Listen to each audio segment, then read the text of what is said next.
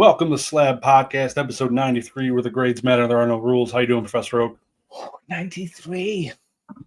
I was a whippersnapper back in 93. I'm awesome. How you doing? I'm doing pretty damn good, man. Pretty damn good. I also was a mighty small whippersnapper in 1993. Damn. Crazy times. What a year. Yeah, I felt like that was like on the cusp of the world changing a little bit. Like the early 90s, things started to get like pop music, and I don't know. I feel like early 90s things changed a lot from the 80s. Like things really started to take off. For sure. I know I've had an extremely busy week. It seems you for sure have, since you're in school again. Jesus Christ. So we're here to talk the hobby. We're actually going to be doing something for the first time, which is a blind rank. And I can't wait to see how you do, because you said you don't even really know what that is, but mostly everyone listening probably does.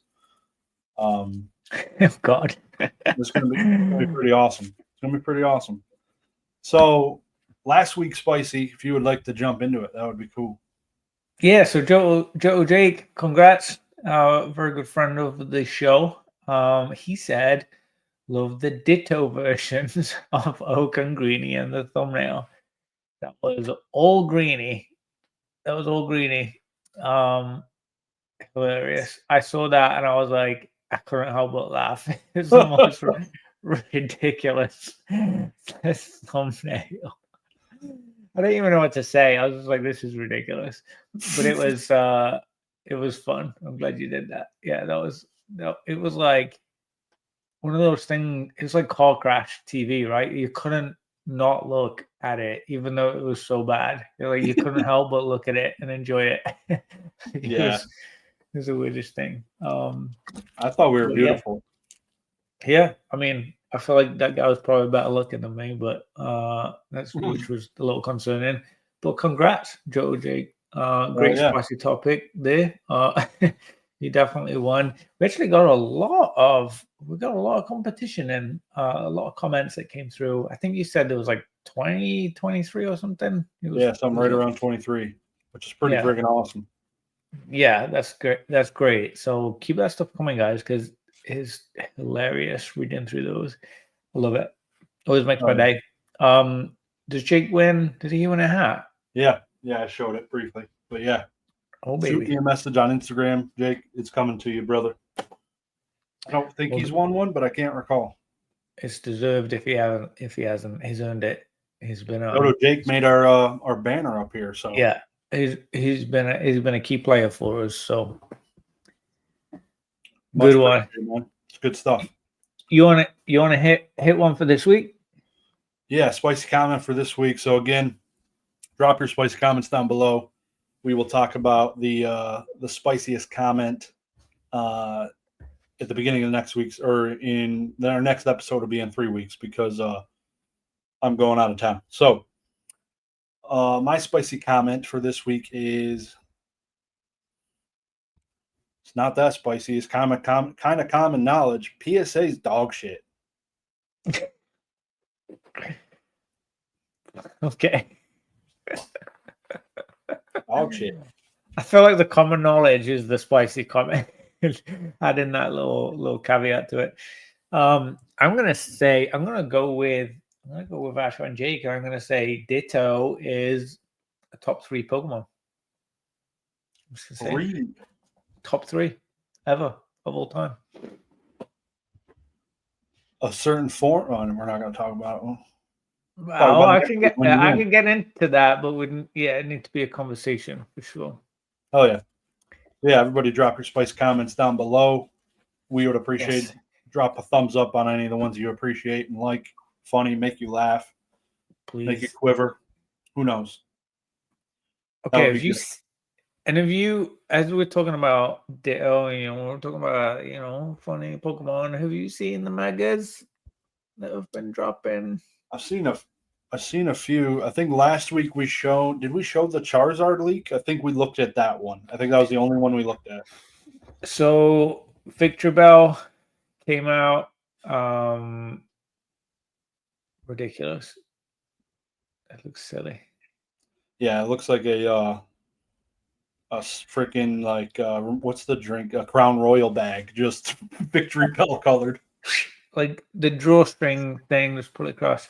Yeah, I also saw Gyarados looking like a what can I describe it as? Like a mosquito larvae, Oh shit, like the larva of a mosquito. He looks like that.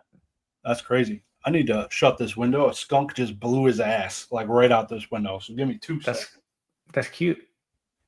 A Oh my Zigzagoon. Is Zigzagoon a skunk? I think it is. Oh my god. I'm on the 2nd floor of a building. What the Is it was bad? that? Holy Oh. shit. I'm just like ingesting skunk ass right here. Holy. Au natural. Oh my god. Pepe Le Pew. So Gyarados, it looks like a larva. Yeah, I didn't love it. I love the idea of megas, but I feel like they're not what they were. Yeah. Isn't that for the game TCG Pocket or no? Yeah, No? I think that's it. I think we're going to see it in a few different places. We're going to see it in the games. We're going to see it in cards. I think they're going to kind of dip them out, a couple of different places. But yeah, I don't know. I'm curious what's going to happen. We already talked about the 30th event. The video they do on YouTube Live. I'm curious if they're gonna throw any pictures and videos of those megas and the upcoming stuff as we get closer to that too. Current things that are happening at that time. Yeah. Yeah, I just want to throw that out there. I'm curious if you guys want to throw a comment. What you guys listening think of them? What you've seen so far? I've liked the uniqueness, like how they're like trying to like make it somewhat different. Yeah. The Dragonite one was kind of weak because it was just fucking putting wings on his head. The Victory Bell is completely different looking Pokemon. Like, yeah, it's like and a third huge. evolution. Like actually mega. Yeah. Like it looks huge. Yeah, it's pretty big, which is cool. I mean, it is weird looking, but I like that it's a play on it and it's not like just a basic copy and paste like a Mega Charizard. Like, it's just a blue Charizard or some shit. It's cool, but Victory Bell's dope. It's got that sack on him. Looking good. It is a sack. It literally is a sack. Yeah. He's got his little arms sticking out of the fucking side of the sack, like tweet, tweet. It's pretty awesome. Oh. It's an adorable sack, man. That'd be hilarious. Run into that. What's the picture you have on here? Is that of like a video game? It was they released like a trailer thing of it. I was gonna flash it up, but I'm sure you guys have already seen it. Going into this next one, I threw a couple on here. I was curious. I've seen a lot of slabs, and then we are the Slabbed podcast, right? And we've talked about a lot of different slabs, and we've talked about a lot of grading companies and grades and all that kind of stuff. And right now, after everything we've been through, we're almost 100 episodes in. We've been playing this game for years. We've been in this. What is the best slab category? So I'm not talking about the grading company, but you got games up there, you got comics, you got cards, you got a lot of selection there to choose from. When you see and feel a slab, which category of collectible I don't know if have you seen like the baseballs and stuff too? Like I've seen a couple of different things. I've seen the bat one. Like I feel like I've seen a lot of different slabs in person, and I'm curious, what do you think is the best one? Like just in general. Not giving me different categories to rank it on, just going flat. Oh man. Like, what's peak slab for you?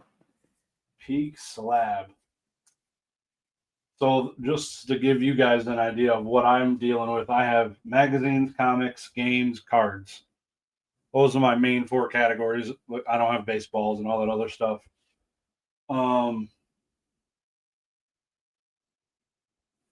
Damn, they each have their own benefits. Like I like this. I guess that's not really the slab though. I like the media inside of these just because it's big and it's visible. Yep. But I like the size of cards. It's just I gotta stick with the OG, man. It cannot go away from cards. Like these are just so nice. Perfect size for shipping for $3.80. Like Yep. unbeatable, like stackable. Most of the other ones are stackable too, but it's just I got 20 of them here. I can't hold 20 video games in my hand, and there's something about it, man. They're just like the size of your phone, basically. I don't think there's a right answer, right? Like I don't know if there is a peak slab in terms of the different categories. But I was just curious your thought process on it. I guess more so because I was looking at I had those the Spider-Man ones that I put up, and I was looking at some others that I had, some of the other magazines and comics, whatever. And something just feels real special about a graded comic. I know it does. I had to grade it. It feels like official, like fancy. I don't know how to describe it. Just something just feels like a little bit special about it. Yeah, like I really want a PSA really one cool. just to feel it out. Same. Yeah, I do. I have a feeling it might be a little bit lighter than the CGC one. I feel like the CGC one's pretty beefy. But yeah, I don't know. It got me thinking the other day when I was going through, I had them like bubble wrapped, and in these like bubble wrap bags, protecting them. I took them out, and I was like, they just look badass. Like they just feel and look cool. I don't know what it is. Could kill someone with it. Yeah, I mean, legit. Like they're a slab, like an actual slab. But then the cards, I got a few different grading companies, and they all, like you say, they feel efficient and they feel like purposeful and smart and clean. Like they do feel and look good. And I don't think there's a wrong answer. I don't know. But I was also thinking, like, which one is preserving the most history? And then I started thinking about coins and money and coins too. Yeah, good thought. Yep. But I've not me who I am. I don't have any graded coins, but I can appreciate the shit out of preserving some of those things inside of those plastic cartridges. Pretty cool. What did Ben call it? He gave it a name for that category. I want to say mnemonics. Was that the word? That's totally above my pay grade. He's gonna kill me if I butchered that. He's gonna kill me. I want to say he called it mnemonics. There's like a name for the category of graded money. It's been a while since we talked about it. I think that was it. Mnemonics, maybe something like that. Numismatic. That's it. I was close. I was real close. I was on the cusp. Way closer than I'd ever be. Don't hate me, Ben. I wasn't in the same stratosphere. As soon as you said it, I was like, yeah. Numismatics. Yeah. I remember him talking about it now. He told me a lot about the money, the graded notes and coins. Yeah. And he shared a lot of pictures, real cool stuff. I feel like they're cool and efficient and purposeful. But like, there's just something about those comic slabs. They just feel like special. I don't even have that many. I don't even think I have more than a dozen. Like I don't have piles and piles of them. But the ones I have, I don't know. They just feel cool. And actually, I put a couple to the side for little sneak peek for our 100th episode. I got a couple of comics, graded comics, I'm gonna be giving away a couple of nice special ones. So that'd be cool. Yeah, I think we'll definitely do a pretty decent giveaway. Give away some cards. I'll definitely give away some cards and Yeah, some other graded stuff for the guys. Would be pretty cool. I got a little pile going. Actually, I got a few bits. So keep watching out, guys. That'll be a good one. It's not far away now. Yeah. Okay, Quick. so similar topic. So we talked about slabs, right? What makes a good slab? What about sealed? Let's change this to Pokemon specifically, because that's obviously something we both buy. Sealed, boosters, raw, graded, all the rest of it. Strictly sealed Pokemon cards. What's peak? What is the peak? Is it a pack? Is it an ETB? Is it Pokemon Center ETB? Is it a booster box? Is it vintage? Is it new? Where you at? You first. I went first last time. Okay, so Because I don't think we have the same answer. I love the fun of an ETB. You know, it's not just packs. Obviously, that's the root of what we all want. That's fundamental base. I love that ETBs have interesting artwork and colors every time.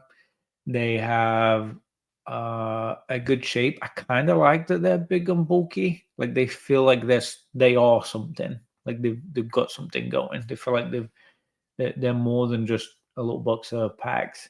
Yeah. And also, I like the fact that they're kind of like a middle ground. So you can buy loose packs, you can buy a booster box, and then ETB feels like it's kind of like a middle ground in between the two. You get a bit more than the basics, but a bit less than splashing out on the full booster box. I don't know. It just feels like it hits right on like like a sweet spot for me.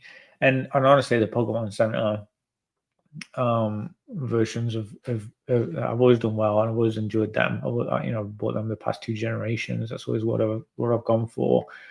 And I don't think it's just me. That might be a spicy comment, but I feel like ETBs are universally, I think they're number one sealed product universally. I feel like they probably sell more ETBs pack wise, more ETBs than anything else. Probably. Yeah. So yeah, my nostalgia goes back to like the core. Just the loose sealed packs. Yep. That's all I ever got to open, one random pack from 7-Eleven. ETBs didn't exist. Like you would see some collection boxes, but not really. It was like there was tins. Those Yeah. like Yu-Gi-Oh tins those are probably number one, or these are they're pretty close. Like these packs are also right there. But even loose Pokemon packs, like I just sold, I don't know, $4,000 of sealed like vintage Pokemon packs on our consignment service, and they were pretty sick. Just looking at them, holding them, That's cool. That was pretty dope going through them. I don't know, it just feels special holding like it would feel special holding like an entire box of them, but it's something like, oh, these are the actual cards in my hand. Like, could be a Charizard in this pack or something, like. Yep. So I the pack remember. take me all the way back. Yeah, I feel like there's a couple of things with that too. So like the tins, even an empty tin, I think is cool. Even some of the modern empty tins, actually, I think are cool. I do like tins in general. They're really good to reuse. You can reuse them for a billion different things. Yeah. But I remember I got some stick for this a while back, but I remember selling some older packs. They weren't vintage, but they were older. And I sold the empty packs on eBay back when it like the first boom, when it really kicked off, early in COVID. People were busting And your balls. people were collecting the packs. Like they don't even care about what was inside. They were literally collecting the artworks. They wanted full sets for binders or display, or whatever. So I was selling them on eBay. opening them, ripping them and stuff and selling them. I remember selling a bunch of Cosmic Eclipse ones. People going crazy for that one. I feel like Evolutions, I think was the other one. I don't remember. There's a couple. I could probably look it up in my sold, but I sold it and I was getting like hate messages about it. I was like a scammer and stuff, and I was like, what? Like people are giving me good feedback after they're buying this stuff. Like they want to buy it. I don't understand it. So yeah, I get it. Like I think there's a nostalgia even without the cards for the tins and the packs and just the feel and the look of them, because we know that they're never gonna come again. They're never gonna come around again, right? Like they are what they are. So yeah, that's a good answer. That's a good response. Yeah, I need to buy some old vintage Yu-Gi-Oh tins. Those things hit, dude, because they'd always have like a theme deck. You could see peeking through the window is like the one really good card. Oh, they did it right. They did a good job with a lot of the tins. You opened an older box a little while back, right? Didn't you? A Yu-Gi-Oh box. Yeah. Yep. Yeah, that was so dope. That was and I pulled the hit too. That was nuts. I actually just rewatched that video not too long ago. Yeah, I can remember that. Now think of it. Very cool. I would love to do it more. I wish I did it more when it was kind of cheaper. Even Yu-Gi-Oh is getting expensive again. The way it goes. It's the way it goes. But yeah, that was a good subject. And I think a lot of people would say booster boxes, but I feel like a lot of people have just the intrinsic value in it. It's the most packed tightly. But something about a raw booster pack is just, it's that scratch off right there, baby. It's ready to be ripped right now. It's what it is. It's exactly what it says. Excuse me. Like, exactly what it says on the tin. If I had an ETB on my desk and I had like 5 loose 151 packs sitting next to it, those things are fucking done. Like they ain't gonna make it through the day. The ETB will be fine because it's in.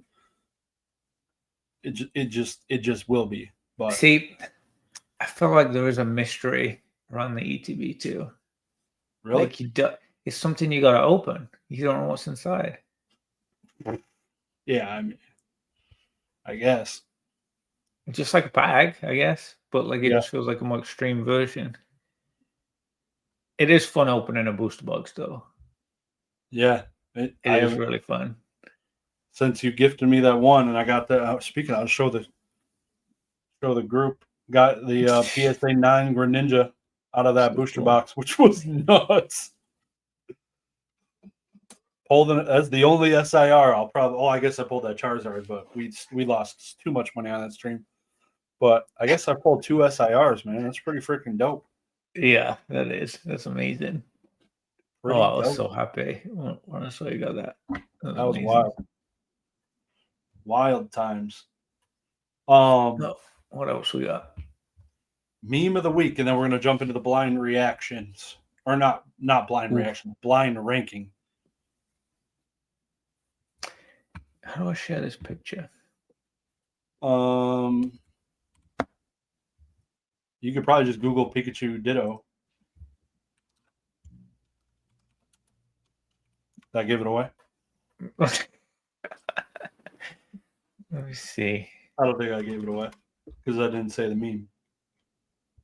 No, definitely can't just do that. Just share your screen and share the notes. Or just blow it up. There you go. I got a plan.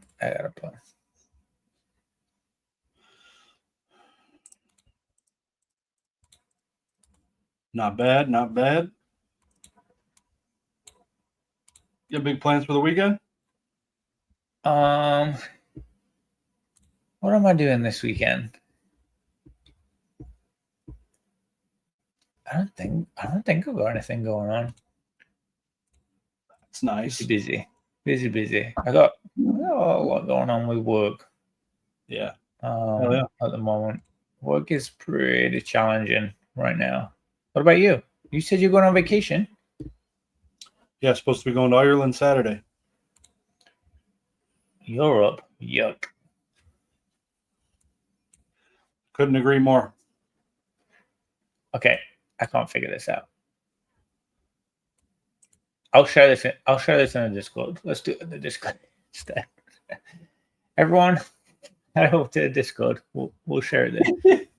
Okay, let's do Oak Blind Reacts ranks. All right. So the way this works is you're going to be blind ranking Pokemon that are fire types.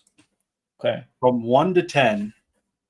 And the way this works is I'm going to show you one Pokemon, and you're going to have to put it in the 1 through 10, and you don't get to move it again. What is the ranking? Strongest or just favorite? It's however you want to rank them. So.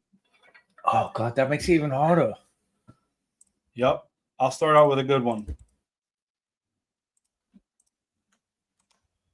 Hopefully people can. Let me see if I can. Rapidash. I can't see. I'm going to zoom in. Then I can zoom out towards the end.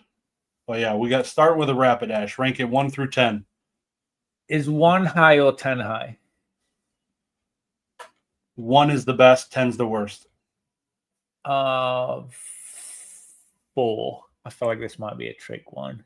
So let me 1 second readjust.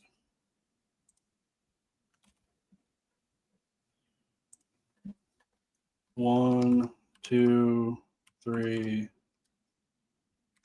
Jesus Christ.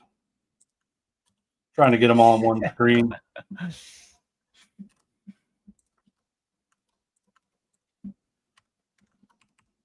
4, 5. Let me do that one more again. What'd you rank it? 4. 4. Is that good or bad? It's like slightly below average. Yeah. Right? Yeah, it's not bad. 7, 8, 9, 10. Okay. We're cooking now. We're cooking. Okay, baby.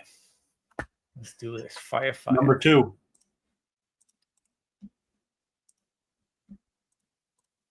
It's a blazing Combustion. It's so tiny. How do I make this bigger? Oh, wait, you can take us off screen. I did full screen. You good? I got it. Yeah, I can see it now. Yeah. All right, little chicken. Little chicken. Let's do. I'm gonna do 3. I feel like you're gonna throw some really bad ones in, and this is a trick question. Up next, number 3rd Pokemon, Torkoal. Torkoal. How do you say it? Torkoal. Yep. I always said Torkoal. Okay.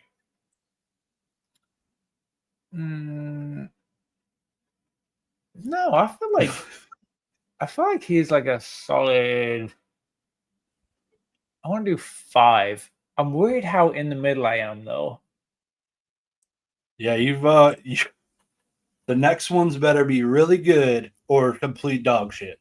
Yeah, I'm getting like there's no in between anymore really. Yeah, apart from 6, I guess. Ooh, Mortar. Oh, Mag. Okay. Uncle Mags himself with a freaking musket. I feel like it's kind of cool. I mean, it's definitely newer school, but I'm gonna go like 7, I think. All right. Yeah. We already did Rapidash. Here's a doozy. One of my favorites. Oh God. Do you know who it is? I do.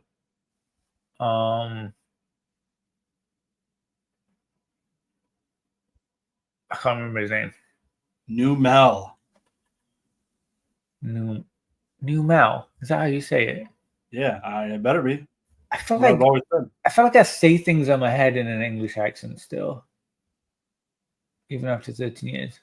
Some I've people might always call it Numel, but it's definitely that, Numel. that's how I think about it in my head. Numal. Yeah. Okay. That sounds atrocious.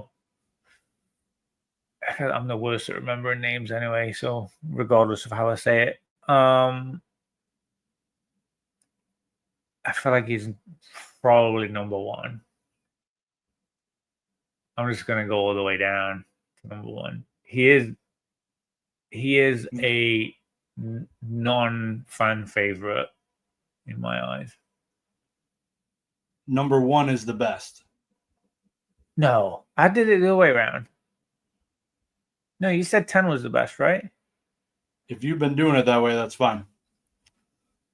Okay. I did it left to right, like worst You're to fucked best. up. You're fucked up. Am I So the you're wrong way saying around? 10 is the best, one's the Yeah. worst. Got it. Okay. Yeah. Jesus Christ. This Pokemon's called Ant Bitch. I don't know. I don't know about this guy. It's Ant Bitch. 10. Somebody let me know what his name is down below. 10. 10's you fucked it up again. No, he's number the best. one. He's the he's best. my favorite already. He's my favorite. You're fucking lying. I swear to God, that's fucking awesome. What's his fucking name? I don't. What the fuck is that? I don't feel like you're messing with me. I don't think I've ever seen that guy before. Okay, throw more mics out there. Let's do. I feel like Slugma's it. I'm a slug fan. Like anything that comes out of a volcano is badass. You rank Torkoal, Rapidash, and Ant Bitch above Combuskin. That is diabolical. Yes, absolutely. I'm gonna do 6. I feel like he's above average. Okay. I do love me some slug. Curveball. Is it Typhlosion? Why does it look so fat? Carb week. Cheat week. 9. Damn. Easy. Rank Easy. that bit high. Easy. Yeah. I mean, Crystal, right? Huh? Crystal. You know who this is, right? He kicked ass in Crystal. That is. This is Lava Rock. No, it's not. I know his name. I know his name. It's Lava Rock. No, it's not. God damn it. Why am I so bad at remembering all the names? Let me know if you want a hint. What is it? It's Lava Rock. No. It's Heat Train. Heatran. That's it. Where do you want him? 2. Awful. 2. Damn, it's like that. Okay, so I don't have a choice about number 8, I guess. I hope it's not. Oh, God. Entei goes right into slot number 3 for you. He got top 3 though. He got top 3. Let's be real. You couldn't have fucking did that more bass backwards. I feel like I nailed that. That's pretty optimal in my eyes. Number 1's supposed to be the best. I clearly said that. So let me know. I'm pretty positive I did, but yeah, I don't know what you saw on this. Listen. I don't know if I would change any of that. Even now, even with the blind ranking, not knowing what other stuff was going to come up, I think I would still keep that the same. Combuskin is definitely in front of Magmortar. Ant Bitch doesn't deserve to be on the list. Magmortar's dope, but Combuskin is like better than Blaziken in my eyes. Big fan. RIP Heat Train. Bitch is softer than Slugma, apparently. He's a legendary dude. Come on. I actually feel really good about that ranking. Although, what is the anteater dude? I don't remember that guy. I feel like I missed that memo. His name is Heatmore. I don't remember seeing him. Oh, I've this card I can picture. Oh, yeah. He's been like a million things. Okay. Yeah. Well done. I've never seen him in that position. That position is misleading. Yeah, he definitely looks more like an anteater in this position for sure. Yeah. I think I probably would have recognized him if he was in the other one. Yeah. I feel really good about that. I'm curious what you guys think. Like, what did I really mess up on there? Actually, I feel pretty good. I feel like I did that really well. A star to Professor Oak. Yep. F minus. No, A plus. I'm a winner, chicken dinner. Yeah. Winner, combustion dinner. Nice. That was fun. I want to do one for you, actually. I feel like that'd be cool. That was slick. Combustion dinner. Anyways, yeah, so that's blind ranking.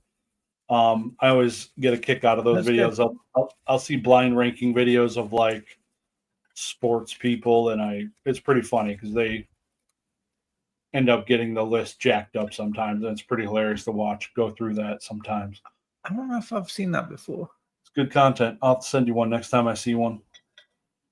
Like blind ranking, like Adam Sandler movies and shit like that, like you don't know which one's not included on the list, and it's pretty funny. I feel like you got to be cautious the first few. You don't know how extreme they're gonna get. Yeah.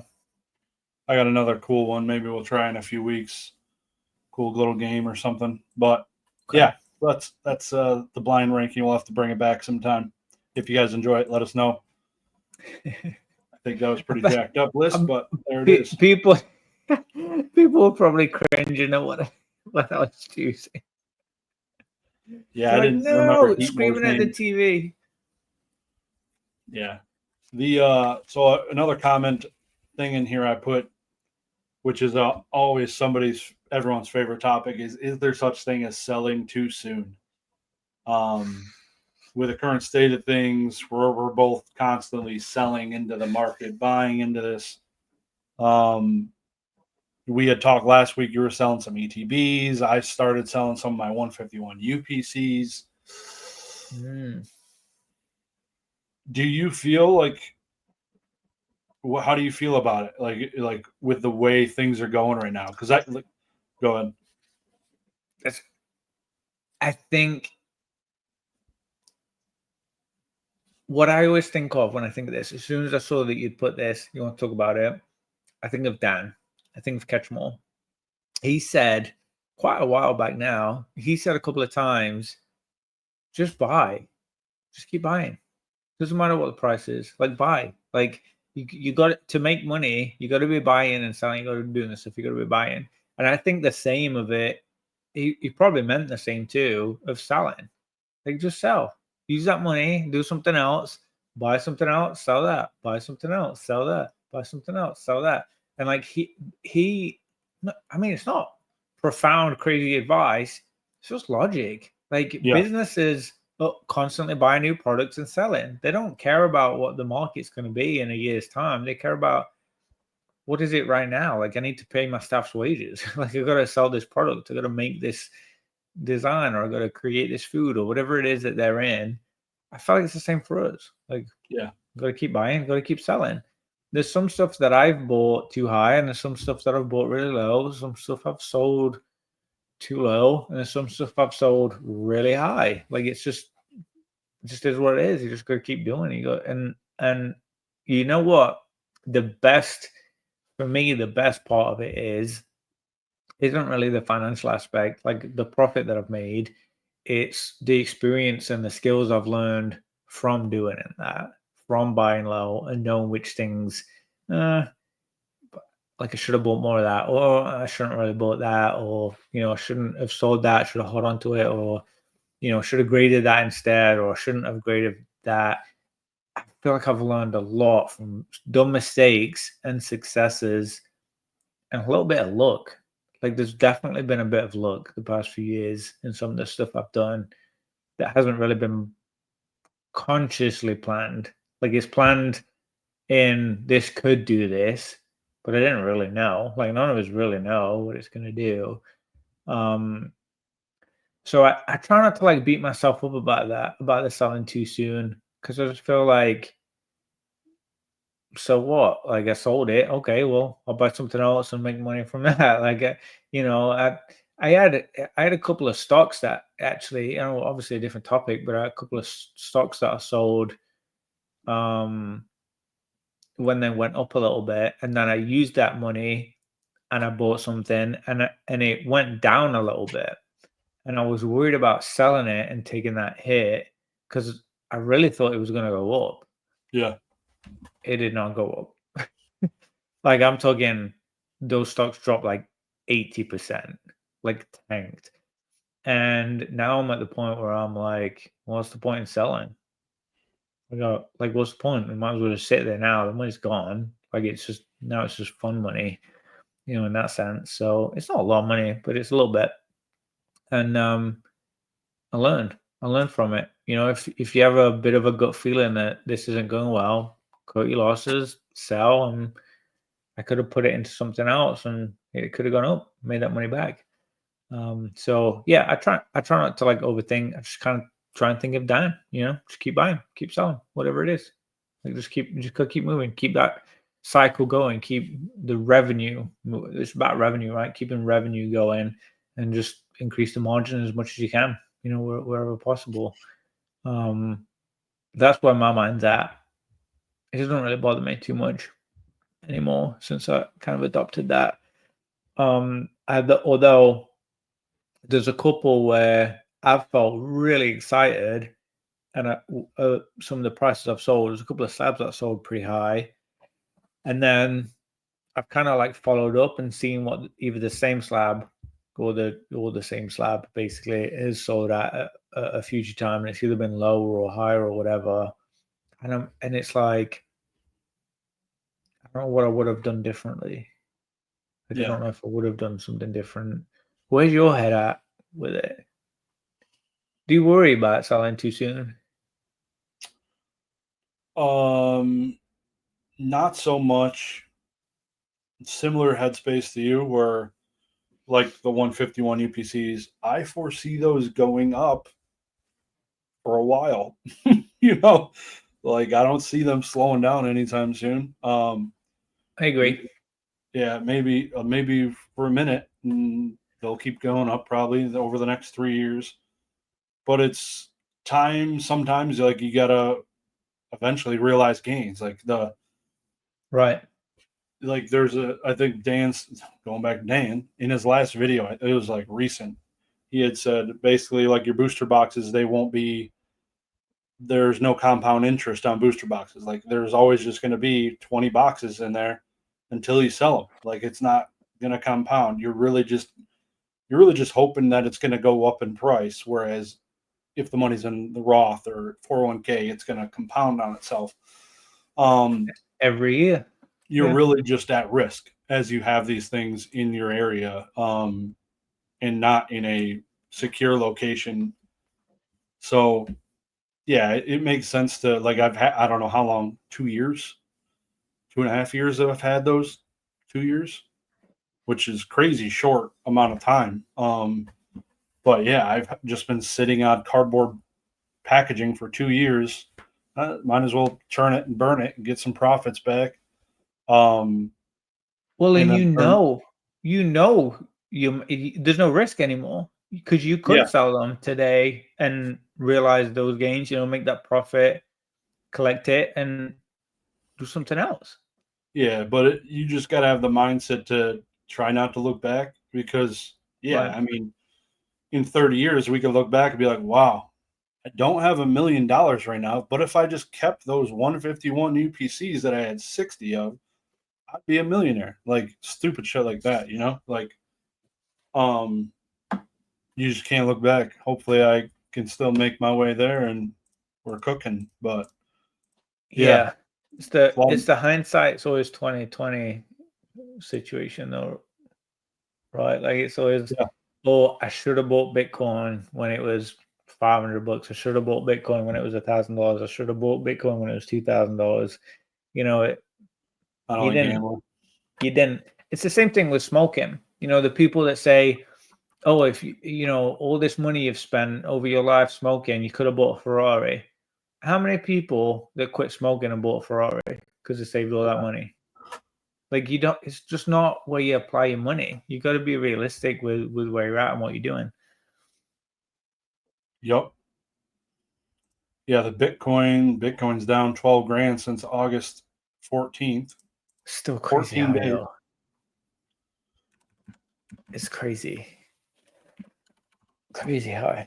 It's down 10%. You've lost 10% if you bought at the peak. Like, good night. Like, that's rough. Damn. People lose. Shit's crazy. Yeah. 10% in 15 days is cooked. Yeah, I think that one whale offloaded a bunch, moved it into a different crypto. I think that had an impact. But why wouldn't you? I mean, if you've got something that's worth that much money, buy Pokemon. It's a no-brainer. Tangible assets. Kevin O'Leary, man. That's one of the things we didn't talk on. Yeah. Did you see that? Kevin O'Leary, you know who that is? Yeah. He had just purchased with Shine, the guy who's allegedly had that box that Logan Paul opened. He and two other guys, him, Shine, and somebody else, bought the $12.3 million Michael Jordan and Kobe Bryant rookie card. I didn't see that. Yeah. So I don't know what it sold on. Guessing, I think it was Heritage. So yeah. So not to collect. If it was more than one of them in there doing it, I mean, that's clearly a business move. Sure. Yep. He's establishing a portfolio, essentially, is what he said, of certain trading cards. I think he's more so on the sports side, especially if Shine's involved. Well, Shine also dabbled with Pokemon, but yeah, that's the type of money that's effing around in our hobby. Wild.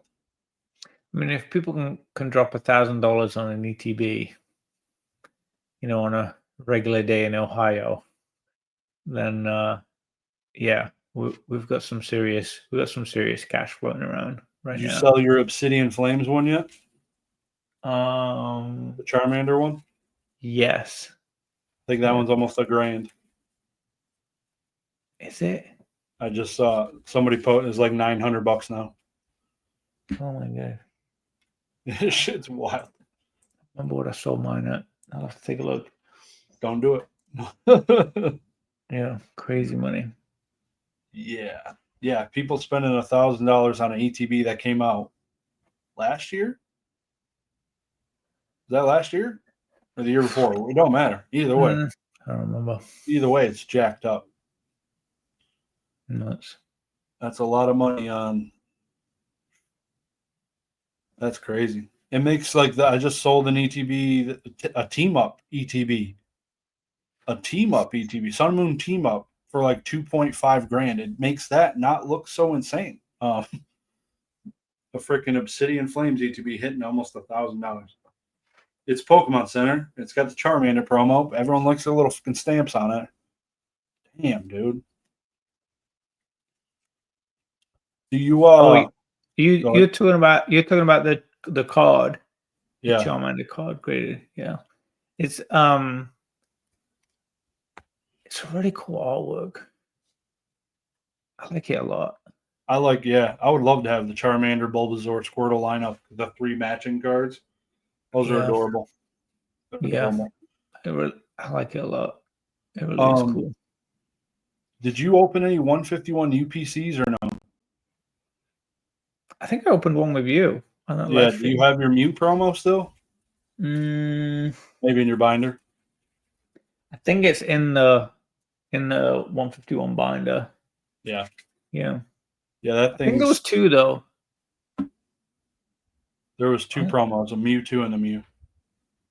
Mm, And then a gold, like a metal Mew also. the metal Mew. That's what I'm thinking. Yeah.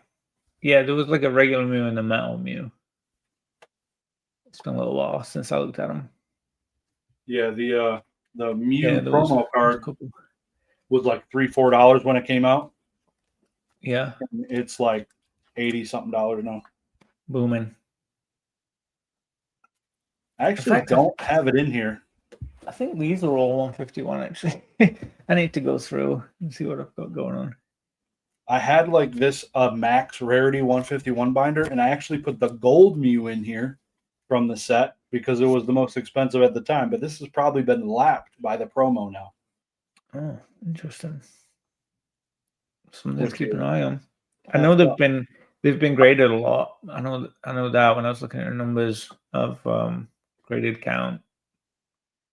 Yeah, they've been sent into PSA, that's for sure. I had a question on here too. I remember selling bulk on eBay, and I remember people making videos about asking to buy bulk, and then they were selling at a TCG player. I think Mason even made a video about buying bulk and stuff a couple of times. I haven't heard anyone talk about that for a while. Buying bulk or selling bulk. Like, yeah. can we still sell bulk to someone? Like, is that still a thing? Like, are people buying that? Are people still selling it on TCG Player and stuff? Like, what's the deal with that? I think so. I know Java's selling bulk out of his store. Somebody just cleaned him out of his air balloons or something like that. Yeah, I'm saying that. Yeah. So there are still people doing. I know people are doing it, like those game stores that they're into it. But yeah, I feel like you said, it's just not talked about. Mason's probably got $1 million in his bulk now, just in Gengars alone, sitting in that bitch. God, yeah, he's piles and piles of boxes. I mean, he's a different level. I have the biggest pile of bulk that I've ever accumulated. And I was looking at it and I was like, I haven't heard anyone talk about buying or selling bulk in forever. It feels like it's been such a long time. And I remember a couple of times having just huge piles of bulk of like celebrations and like evolutions, stuff like that, and just snapping a picture of it on selling, put it on eBay, bulk Pokemon lot. I think the last one I sold for like $60 or something. Some guy bought it, and I just threw it in a priority box and got it out. Looks like Safari Zone's buying bulk. Shout out to Safari Zone, non-sponsored. Yeah. Oh, yeah. It's a while since I heard of those, actually. Yeah. There you go. Safari Zone plug. I was curious if you guys, let me know in the comments if you guys have been buying or selling your bulk, like what you've been doing with it, or are you just letting it pile up like me? I have piles. I have literally a whole table full that I'm looking at right now. I need to do something with. I should probably make some packs for my wife's classroom, make them some packs again, but there's too many for that. Like that's not gonna suffice in getting rid of it. Yeah. You do something. Anyway, I did want to. I thought as we're on the topic of doing fun stuff this week, talking about some fun conversation things. Fact of the week. So I pulled this one. I wasn't aware of this, but I learned this week that in the beta for Red and Blue back in the olden days, Scyther's prototype name was Strike. It wasn't Scyther. And they changed it to Scyther to align with the Scythe situation going on with the grass Pokemon. Oh, excuse me. I thought that was pretty cool. That's pretty dope. Yeah, I didn't know that. Did you said you didn't play red or blue, right? You played yellow? Straight to yellow. Yeah. Yellow and then crystal. There's a big jump after that one. When you played Oh, you played yellow, so you didn't get to do the rare candy trick. No, I did. I remember a red candy trick. Not in Getting yellow. unlimited red candies. Not in Yeah, yellow. yeah. I used them on my Mewtwo. Nope. Not in yellow, bro. Which rare candy trick were you doing? I remember leveling my Mewtwo up to like crazy, and then I had duplicates, and like the final four was like it took like a minute to blast through them. Like I just blew through them. I'm pretty sure the Cinnabar Island rare candy trick with the missing no was fixed in yellow version. Was my understanding. But let me know down below in the comments. You know what it might have been? I did have my friend had he Sure. had all of them, and we had the cable. Maybe we traded while they were holding it, because I do remember trading a bunch with them, and us trading stuff. It might have been there, but I'm pretty sure I duplicated the red candies. Did you ever do the link cable glitch? For what? For when you click trade, the Pokemon's transferring, you can unplug at a certain point, and then you both have the Pokemon. I don't remember if I did that. I was doing that when I was a kid, and it was dope. I don't know how somebody else told me about it, not the internet. Yeah, I mean, this is 30 years ago. It's a little rusty. Not quite. It's like 27. I'm pretty sure I did the red candy thing in yellow. I would I bet remember hundreds of beefing. dollars. I remember all of my Pokemon were crazy high levels, and I didn't grind that much at the end. Like the grind, once you get past like level 25, 30, like it takes forever to go up another level. You have to defeat so many Pokemon. According to Google AI, you could not do the rare candy trick in yellow version. So yeah, so maybe it was just a trade situation with the cable. I remember buying the cable. One thing that blew my mind later, just talking about facts, red and blue, that you could encounter Mew in the game that he's built into red, blue, and yellow, but through like a weird glitch, you got to teleport after you talk to somebody and walk somewhere. And yeah, I don't remember Mew. It's pretty, yeah. It's like you would never have known how to do it. It was never in the manual on how to do it, but they had built Mew into the game. And you can go back, you can go look at a YouTube video of somebody playing blue version, and it's dope that you can. And I went back and did it on my original one. I was like, I gotta fucking try this. And you got Mew? Oh yeah, I encountered Mew literally just by. Did it hit the Pokedex? Yeah, yep, pretty sure. What? I don't remember that. Yeah, it's literally like you encounter them at level 7. It's pretty dope. I remember having like 7 Mewtwo's, and they were like crazy high level. It was kind of unreal. Like I just would never lose a battle ever again. It was just too easy at that point. Yeah. No, it was good times. Take me back, man. Take me back. Ugh. Thoroughly enjoyed those times. Simpler times. I remember those first like 10, 15 minutes of walking around and Pikachu following me, like bopping around, and I was like, this is I've just never seen anything like it. It was the most mind-blowing thing in the world. And also that was the first time I'd ever played Game Boy. I'd never even touched the Game Boy until then too. Yeah. I'd had a ZX Spectrum, you know, with like Pong, boom, boom, boom, like that kind of stuff. That's lit. I went from that to Pokemon Yellow. Yeah.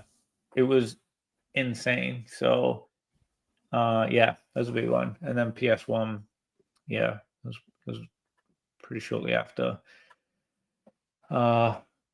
Yeah, I thought it was cool about the strike one. I'm curious if Pika Drew, our resident Scyther expert, if he was aware of that too. He probably did. He could probably teach us a thing or two. But I got a question real quick before we get into this possible last-ish topic. What would be because you don't have any graded games, like what would be your go-to, if you could pick one for the Game Boy, one for the PlayStation, what would be your picks? I've thought about that and I've looked at them too. That's a really good question. So for me, Game Boy wise,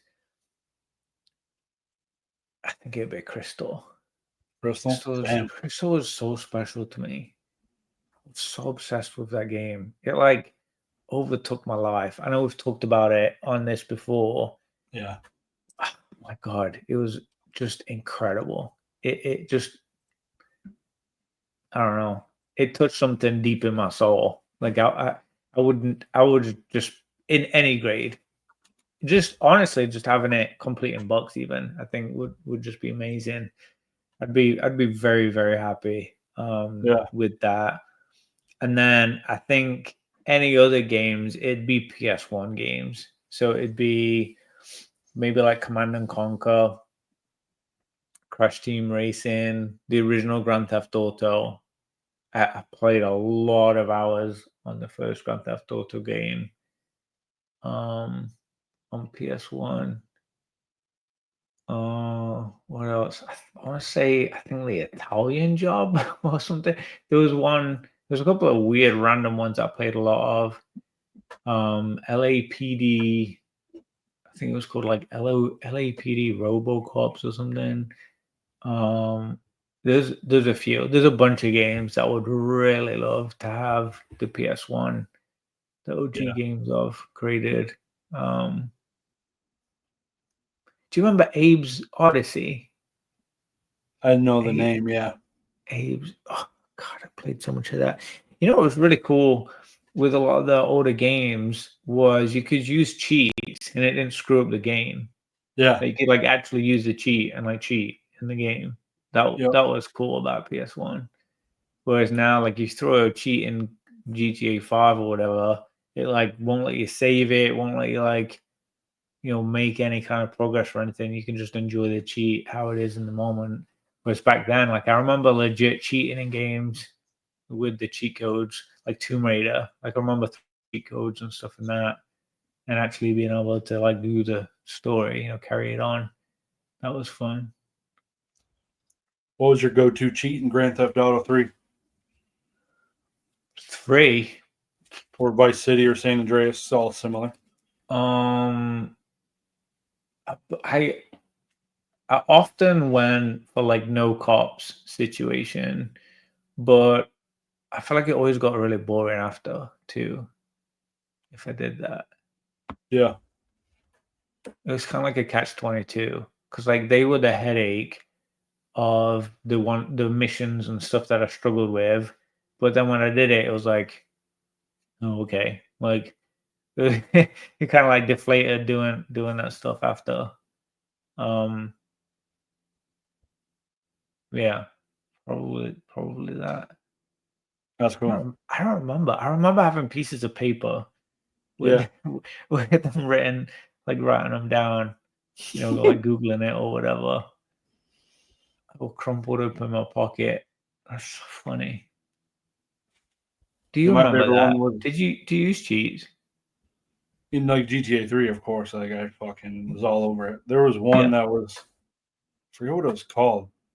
It was the advanced driving or something like that. It gave your car hydraulics, so if you clicked your stick, your car would jump in the air.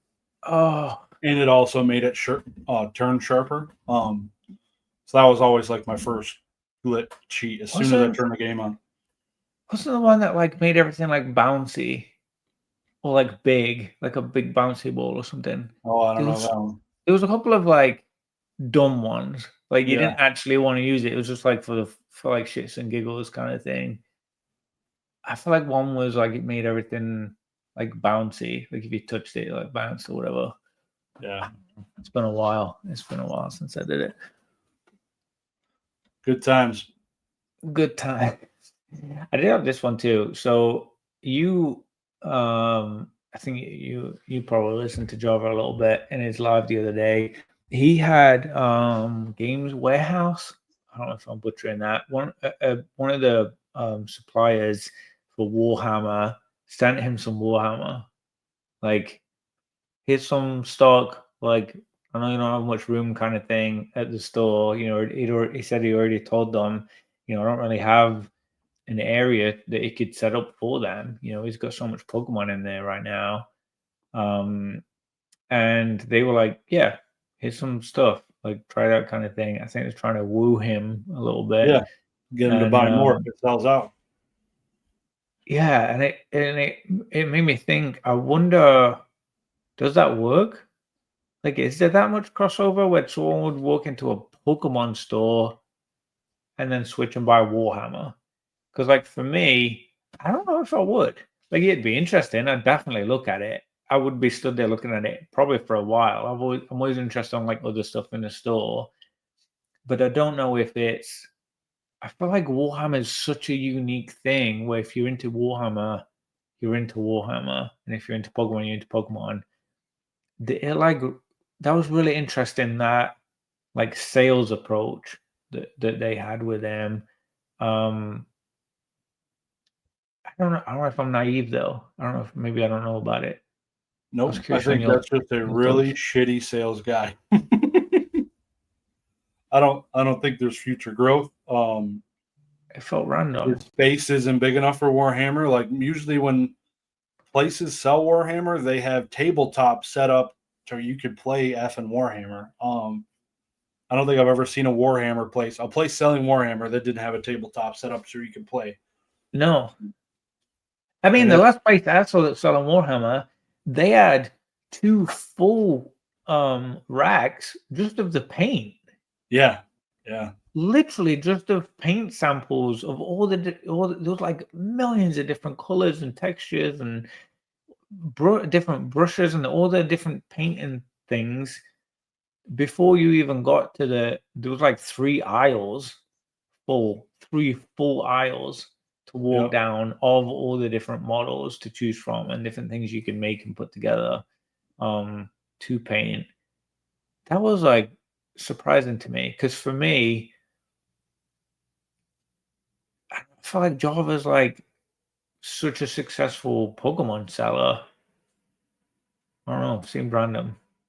Yeah, that's no shade at you, Java. Trust me. This was that like me thinking, is there more crossover that I'm aware of? Like it made me question like my perspective of it. I don't know. Yep. I feel like we should have Mason weigh in on that. I feel like he'd be a good one to weigh in on it. Yeah, wouldn't be a bad one. Maybe we tag him. Be a bad one. Get him to watch an episode for once. All right. So what's one of your favorite podcasts to listen to right now? It doesn't have to be Pokemon related. What's out there for people to listen to? Oh, you know what? I've been listening to. I'm a massive fucking nerd. I'm like such a dog. I've been listening to Star Talk. You know Neil deGrasse Tyson. He has one where he meets with a lot of physicists and scientists in the science realm. And basically, I've been learning about physics and quantum physics, astrophysics, like that kind of stuff. I've been putting like a solid hour in the morning, pretty much every morning, learning about that stuff just for the fun of it. Yeah. Oh, damn. I'm a fucking nerd. I feel like a little embarrassed talking about this. He has his own podcast? Yeah, so he has an office at, he's like the lead scientist at the Hayden Planetarium, and he has an office there where he hosts a podcast, and he has some pretty interesting people in there.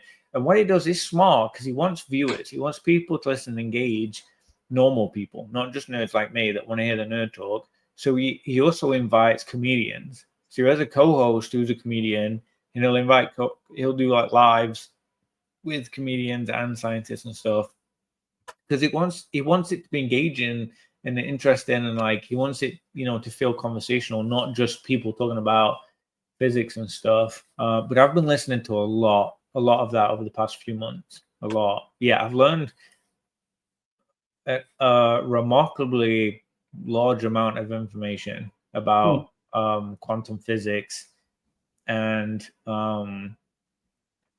particle matter, string theory. I mean, there's been a gravity. Honestly, I've learned a lot about gravity. It's made me question a lot of things about the world and Earth and the universe. Like a lot of what I've learned, it's made me like, it's changed me as a person. Like the perspective that it gives you on life, I guess you could say, and just how insignificant I am. You know, like I'm not even a speck of dust. I'm just nothing. Is very humbling listening to that kind of stuff. Yeah. So what's the speed of gravity? There is no speed of gravity. It's an equation. I could tell you the speed of light. A falling object falling through the space. I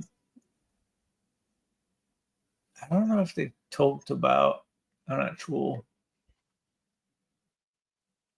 I think it's 9.8 meters per second squared.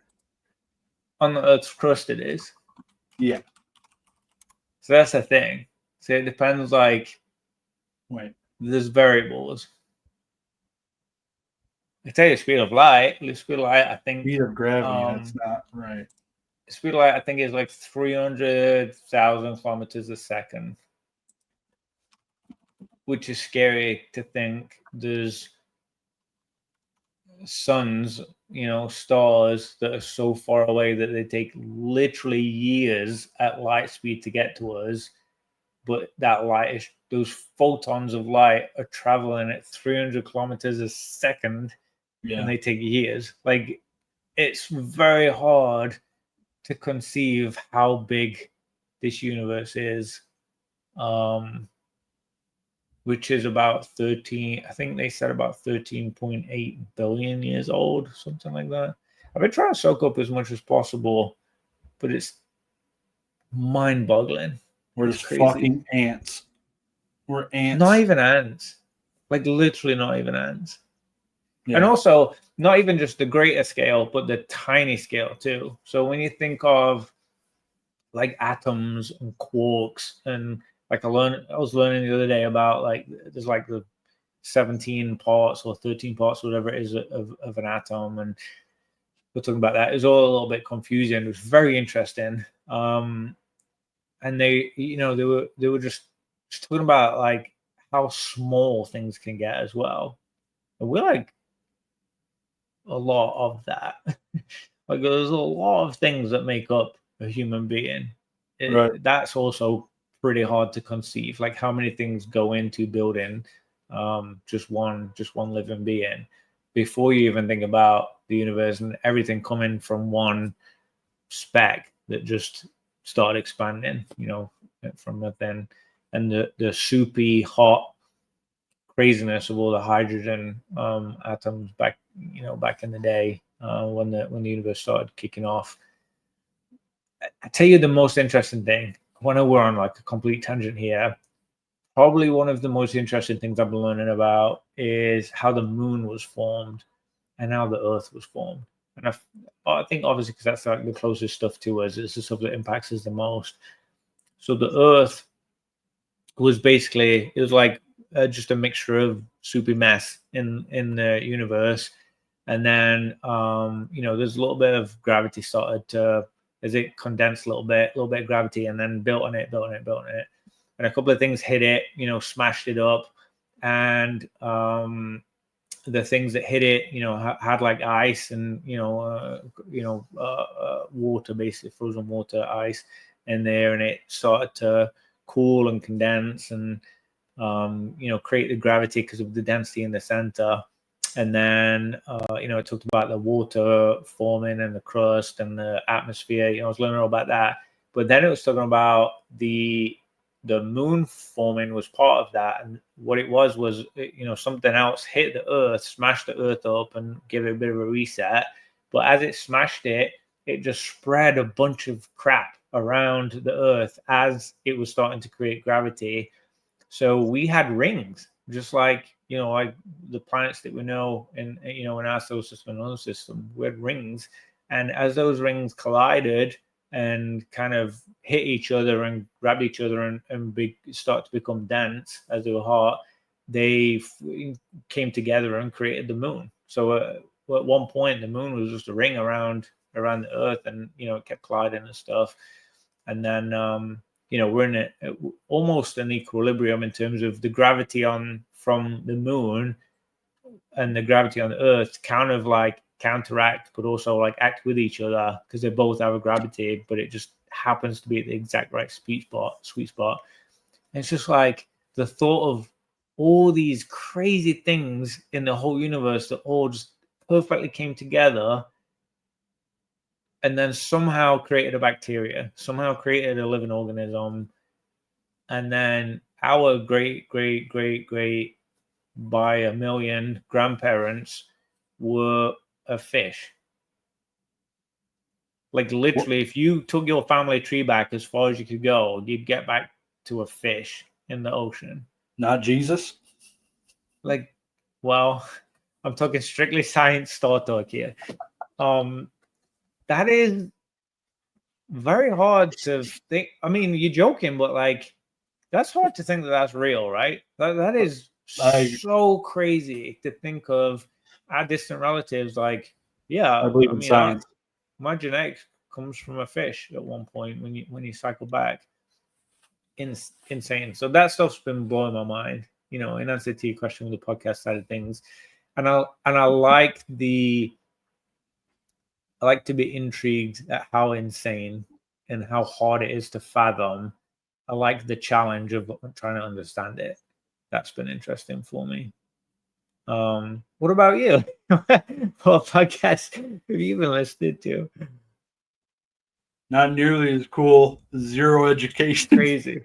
Crazy. I'm interested in that. I've always liked the space and all that shit. It's very cool. It's crazy. Just it is. Yeah. We're nothing, right? It's crazy to think like there's other people out there. Very humbling. Because it's gotta odds are there's some fuckers out there. Like odds are. See, I feel that the odds are their own. I feel the exact opposite of that. I'm like, because when I think about the chances of us living right now in this day and age compared to the 14 billion years that the universe has been going, for us to be at this sweet spot where we can communicate and get on and have civics and stuff, and then another something existing at the exact same time in that 14 billion year period, I can't even think of how many numbers that is, and we just happen to be existing at the exact same spot during that period. That seems very implausible to me. And the thought of just add this little thing too. So I can't even communicate with a monkey. Like I don't know how to talk to a monkey. I don't know how to understand what a monkey says. But people think if an alien comes, we'll be able to communicate something from another planet. Like we've coexisted with monkeys for a long time. We literally have similar genetics and we can't even talk to them. But we're expected to like somehow an alien is going to land and then we're going to be able to communicate and figure it out kind of thing. No, we'd be cooked. War of the Worlds. Yeah. It's game over. Yeah. No, it's bullshit. But my podcast, I like comedy, so Theo Von's got a good one. He also has pretty serious guests, and then he does a lot of comedians. But one of my favorite ones to listen to is Kill Tony. I don't know if you. He is funny. Yeah, he had a scientist that I think I listened to. Kill Tony. Did he not? Or am I thinking Theo Von? Kill Tony stand-up comedian. Like his podcast is literally just the stand-up comedy show. Oh, that's not what I'm thinking. Yeah. I'm thinking it's a ginger guy and the Asian guy. That's not Kill Tony, is it? Oh, that's best friends something. That's it. Yeah. The ginger guy. They were in that Happy Gilmore. Yeah. I still need to watch that. Yeah. Damn. It's funny. It is funny. I got like 30 minutes in twice and fell asleep both times. So Yeah, Kill Tony is not what I was thinking. Then that's not what I was thinking at all. Kill Tony's like they go live every Monday night, and it's just raunchy, good, hilarious comedy. I'm a fan. Love it. Kids can never listen to it, but I'm a fan. Love it. Good shit. Awesome, dude. Ready to wrap? Let's wrap it. Yeah, I'm excited to see what you guys leave for a spicy comment this week. I feel like we've touched a lot of different areas of the hobby in this one. This has been a pretty random one. We've thrown out a lot of stuff, but fun. I feel like it's been pretty interesting, pretty engaging. So thank you guys for sticking with us to the end. Hit a thumbs up on the comments that you like. Hit a thumbs up on the video. We appreciate you guys interacting with us, keeping this thing going. We don't want this to end. You're a big part of that. So keep us going, keep us floating. We wanna carry on doing this for a long time. We enjoy it. So interact, leave a comment, give us a thumbs up. Thanks, guys. Peace. See ya.